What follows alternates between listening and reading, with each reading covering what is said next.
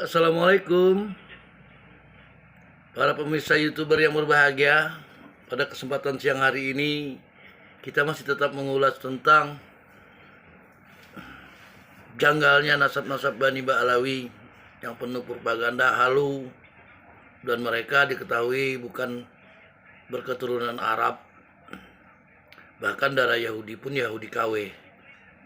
Untuk itu marilah kita saksikan video-video untuk melengkapi pengetahuan kita bagaimana sikap dari klan Ba'alawi ini yang merasa sukunya mereka itu suku yang lebih tinggi dari kita pribumi dan merasa tidak pantas untuk menikah dengan keturunan mereka.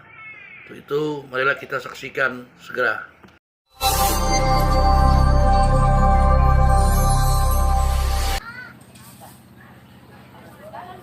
Kelakuan mereka adalah mengawinkan anak perempuan mereka yang cantik-cantik itu dengan raja-raja Eropa. Jadi mereka hanya mau menikahkan anak mereka dengan anak-anak raja Eropa. Akhirnya keturunan raja-raja Eropa adalah keturunan Yahudi Askenazi. Mereka tidak mau menikahkan anak-anak perempuan mereka dengan orang-orang biasa, karena menurut mereka, mereka adalah ras manusia yang paling mulia di atas dunia.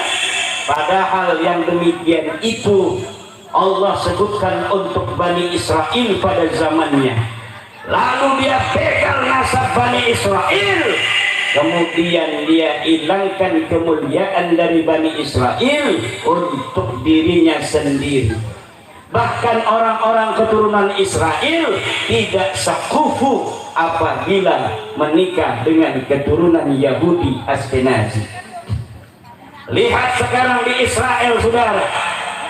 Walaupun Israel itu adalah negara Yahudi, tapi negara Yahudi di sana Yahudinya macam-macam.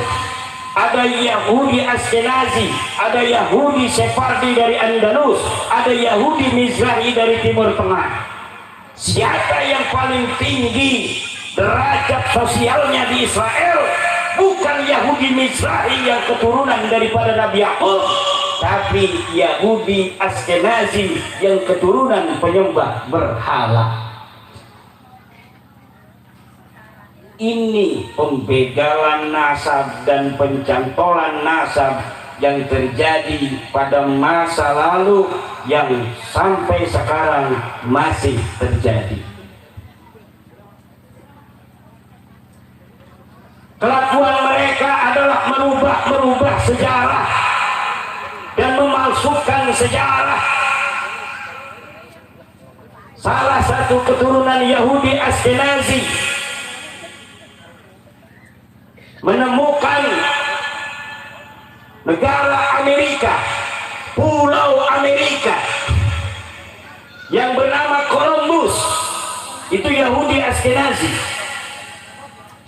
Padahal orang-orang Islam sudah menemukan benua Amerika jauh sebelum Christopher Columbus, Yahudi Askenazi ini menemukan benua Amerika.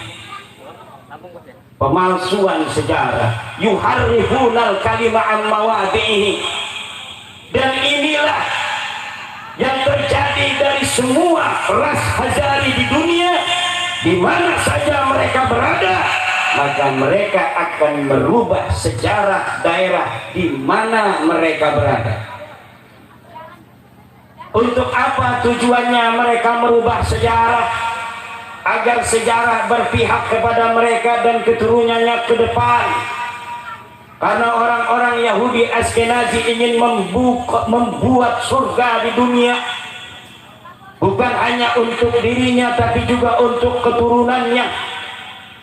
Maka musuh Yahudi Askenazi adalah keturunan Ibrahim,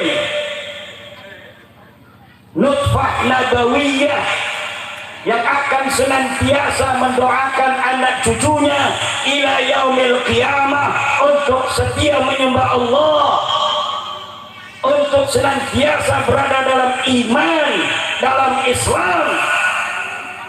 Dan Yahudi Askenazi akan senantiasa berusaha bagaimana manusia-manusia menyembah berhala seperti keturunan-keturunan mereka, leluhur-leluhur mereka zaman dahulu kala.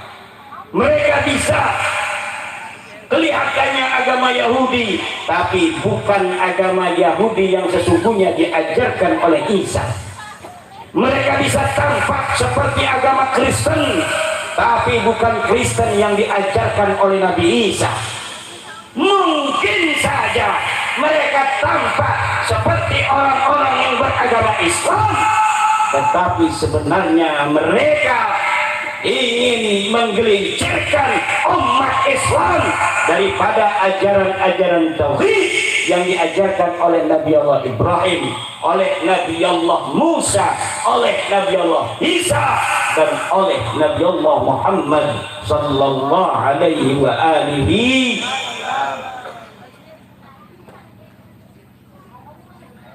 Maka hati-hati zaman sekarang.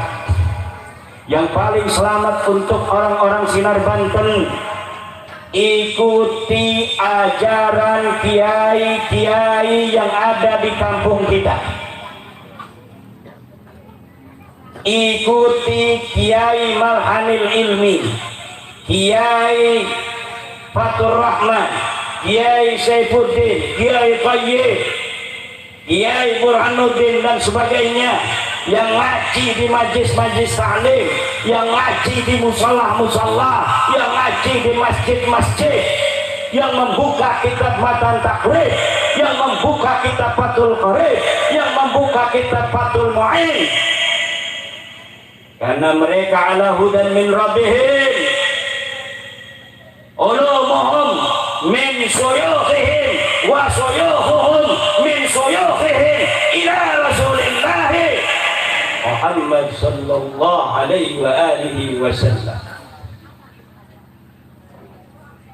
Tapi kalau umpamanya kita hidup di desa, ada kiai di tetangga-tetangga kita, ketahuan pesantrennya dia kemana, pesantren yang merupakan sanad daripada Wali Songo, pesantrennya dia ada yang ke Banten, ada yang pesantren ke Jawa, kayak Kiai Malhani Kipatul Rahman dari Lirboyo, ada yang dari Demak, semuanya bersanad sampai ke Rasulullah melalui Auliya'ut Tis'ah Wali Songo yang menyebarkan Islam di Nusantara, mulai dari Aceh, Kalimantan, Sulawesi, Maluku, Papua, NTB, Bali, Madura, dan tanah Jawa,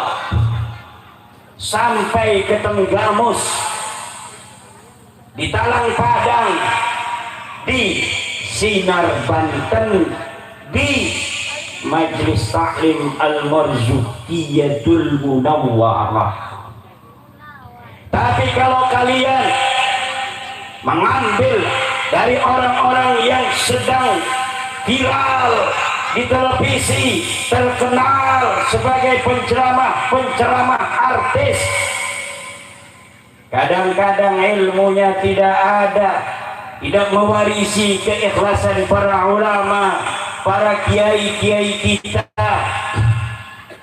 kebijaksanaan, hikmah, ketulusan, keikhlasan belum mereka warisi. Kemudian mereka ikut organisasi-organisasi yang menyimpang dari tradisi pengajaran agama Wali Songo.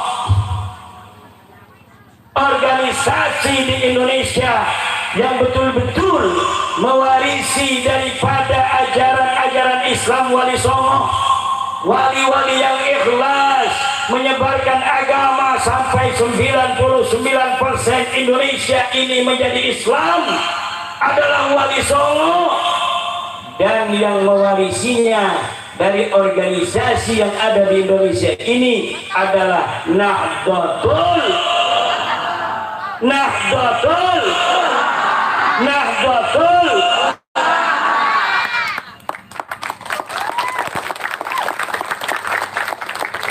Tidak boleh orang Banten pergi ke sebuah daerah kemudian Islamnya pindah. Mau naik kunut, orang go kunut. Mau naik talil, orang talil. Mau naik nelung dina, orang nelung dina. Mau naik ngehol, orang ngehol. Mau naik jarah, orang jarah. Iki lamun wis makenen model kita dua anak. Embeke deke kuliah ning Unila. Barang balik-balik jenggote dawa, kumis hilang, celana dipotong sampai mata kaki. Iki wis ciri-ciri mandi neraka bocah mungkin iki.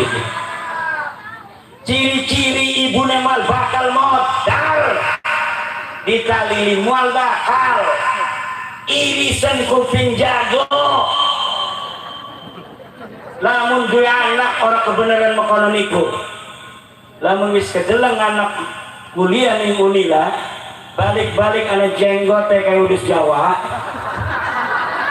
mending ake mas mene kiserem. Jenggot kayak udus Jawa, celanane semene ki.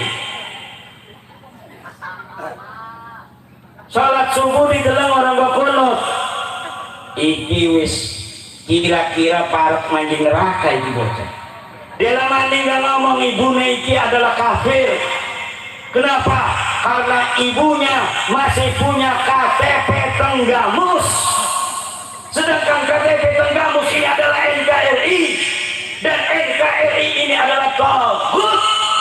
Tidak sesuai dengan ajaran Allah dalam Al-Quran. Tidak sesuai dengan ajaran sunnah Rasulullah. Tidak menjalankan syariat Islam. Wih. Tong, banser aja belum mau ya. Oke, ceramah makanan di ajaran Islam dulu.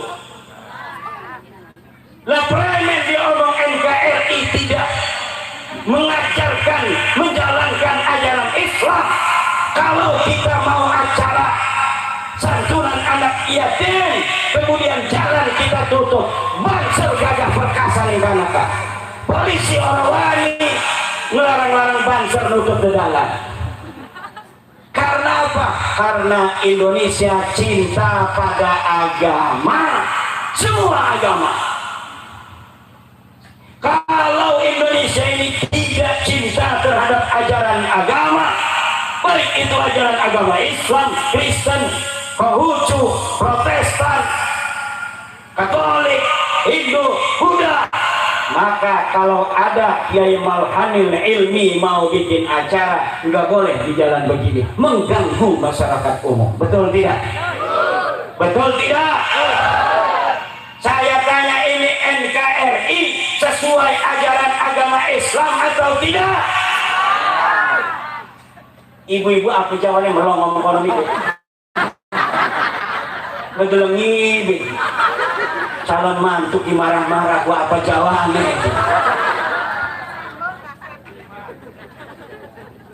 Bu,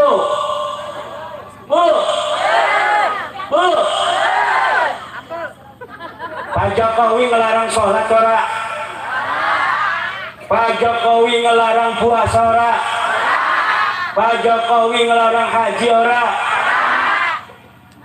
Ya terus diomong bertentangan dengan syariatnya gimana, bloon?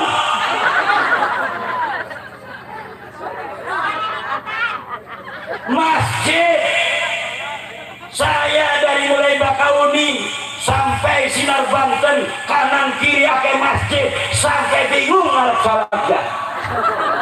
Sholat tinggi ya, sholat tinggi ya. Iki masjidnya bagus, iki masjidnya bagus.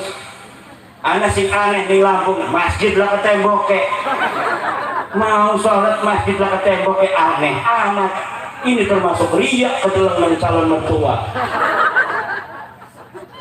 Ini menunjukkan bahwa negara kesatuan Republik Indonesia adalah sesuai dengan syariat agama Islam, di mana orang yang beribadah kepada Allah tidak dihalang-halangi, saudara. Orang yang berpuasa, orang yang mau haji dibantu oleh pemerintah, disiapkan kapal. Jadi butua pengen Mas Sultan Hasanuddin juga lunga haji nenggo mancung kelapa. Ya jelas dulu tidak ada bandar udara. Masa iya kita siki wong Lampung arep lunga haji nggo mancung kelapa nyampe Mekah ora kelelep. Disiapkanlah oleh Menteri Agama Gus Yakut, Panglima Banser, supaya kapalnya cukup. Bagaimana di sana supaya masyarakat yang haji di Mekah nyaman, diatur gelombang pertama berapa, gelombang kedua berapa, yang ada di Madinah berapa, yang ada di Mekah berapa, agar semuanya berjalan lancar. Makannya bagaimana, tempat penginapan yang dekat dengan masjid bagaimana, ini semua adalah dijalankan oleh negara yang menjalankan fungsinya sebagai negara dalam rangka menjaga kepercayaan dan keyakinan masyarakat agama, khususnya agama Islam. Ning Lampung ana Khilafatul Muslimin ijo-ijo Kak. Pengen HTI ning Jakarta. Ning Lampung ana Khilafatul Muslimin, nggone pakaian ijo-ijo kayak santri Sidogiri bae. Ternyata dia bukan santri Sidogiri walaupun pakai ijo-ijo. Khilafatul Muslimin, dia ingin menegakkan negara di tengah-tengah negara kita yang tercinta, Indonesia Raya.